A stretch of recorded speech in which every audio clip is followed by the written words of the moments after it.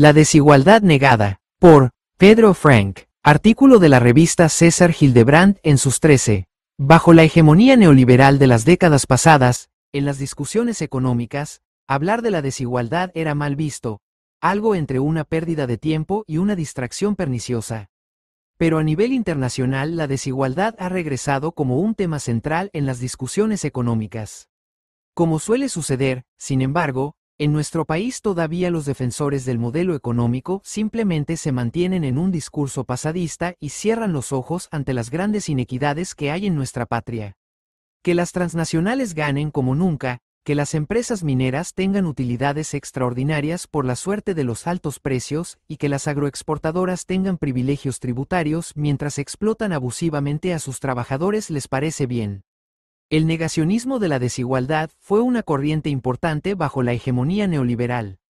Robert Lucas, Premio Nobel de Economía, escribió en 2004 que, de todas las tendencias que son dañinas para una economía sólida, la más seductora, y en mi opinión la más venenosa, es centrarse en cuestiones de distribución. Martin Wolf, anterior editor del Financial Times y uno de los analistas económicos más influyentes, sustentaba en su libro, ¿Por qué funciona la globalización?, que la desigualdad era básicamente un tema de propaganda anticapitalista. Pero el propio Wolf ha cambiado su mirada sobre este tema. En su más reciente libro de 2023, La crisis del capitalismo democrático, acepta que entre 1993 y 2015 el 1% más rico captó más de la mitad de todos los aumentos de los ingresos reales antes de impuestos, y admite como preocupante que la riqueza sea una fuente de poder, a través de la influencia política, la propiedad de los medios de comunicación e incluso la filantropía. Ya desde algunos años antes empezaba a haber discusiones sobre el tema en el seno del establishment económico. El Banco Mundial sacó su informe del Desarrollo Mundial 2006 con el título Equidad y Desarrollo, y en 2015 las Naciones Unidas aprobaron la Agenda 2030 para el Desarrollo Sostenible, incluyendo de manera importante el tema de la equidad. Recientemente un influyente economista a nivel mundial, Francisco Ferreira, ha insistido en que 30 años después del neoliberal Consenso de Washington, existe una nueva concordancia sobre la desigualdad. Su resumen es que hay una aceptación generalizada de que existen desigualdades demasiado altas en ingresos, riqueza, educación, salud, poder y reconocimiento, que están interrelacionadas y se refuerzan mutuamente.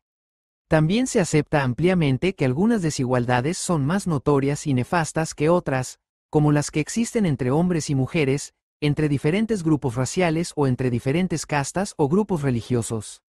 Ha habido un cambio significativo hacia una visión de que estas desigualdades importan, por la injusticia que representan, la pobreza que causan y sus efectos negativos sobre el crecimiento económico y la institucionalidad política.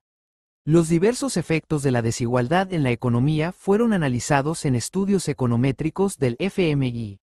Las investigaciones de Ostree, Berg, Transarides y Longani, entre 2014 y 2018, demostraron que la desigualdad afecta negativamente el crecimiento.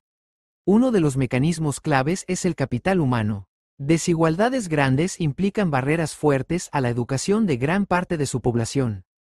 Ostree también demuestra que la redistribución del ingreso por parte del Estado, cobrando impuestos a los ricos y brindando servicios básicos y apoyo económico a los vulnerables, promueve el crecimiento en la gran mayoría de países, incluido el Perú. No solo que nuestro país sea desigual frena su crecimiento. Promover que sea menos desigual ayudaría a su fortaleza en el largo plazo. Aló, ¿Confiep? Estas desigualdades se mantienen en el tiempo debido a instituciones económicas y políticas extractivistas. Los recientes premios Nobel de Economía Daron Acemoglu y James Robinson resumen en su libro ¿Por qué fracasan las naciones? Décadas de investigaciones muy destacadas e inteligentemente sustentadas. Su idea principal es que la alta desigualdad de la riqueza se asocia a la captura del Estado por una oligarquía dedicada a la extracción económica de rentas. Esta crítica cae como anillo al dedo a la realidad peruana de hoy, pero se muestra también en la crisis de la democracia norteamericana que ha llegado a un punto crítico con Trump. En nuestro país, una de las desigualdades económicas más altas del planeta ha generado otra consecuencia, la crisis del orden social. Esto también ha sido estudiado a nivel internacional y nacional. La desigualdad dificulta la cohesión social y la conformación de la nación, provocando informalidad y desconfianza en el Estado, debilitando la capacidad de regulación pública y promoviendo la corrupción. Estas desigualdades tan profundas e injustas también llevan a repetidas situaciones de crisis en las que, de diversas maneras, la estabilidad social y política naufraga. Diversos estudios a nivel internacional muestran que países con más desigualdad económica y más inequidades hacia sus pueblos originarios, producto del colonialismo, tienden a ser más inestables, con democracias más débiles, más golpes de Estado y gobiernos menos duraderos, lo que hace muy difícil mantener una ruta de progreso. En nuestro país en los años 1980 fue sendero luminoso, en 1930 los levantamientos apristas y sindicalistas y antes repetidas rebeliones indígenas regionales. Con esa historia está vinculado el levantamiento popular de fines de 2022 e inicios de 2023. Hoy, una vez aplastada la protesta social con los 50 asesinatos perpetrados por Dina Boluarte y sus cómplices, tenemos un gobierno cuya legitimidad es nula para gobernar y bandas del crimen organizado creciendo sin control. Haber impuesto una vez más con sangre el dominio oligárquico tiene esas consecuencias. La crisis que vivimos con este cogobierno Dina-Congreso es reflejo de una crisis más profunda. Nuestra desigualdad estructural es un factor oculto, pero no por eso menos importante. Si queremos salir de esta situación, no debemos olvidarlo. Correspondiente al viernes 13 de junio del 2025.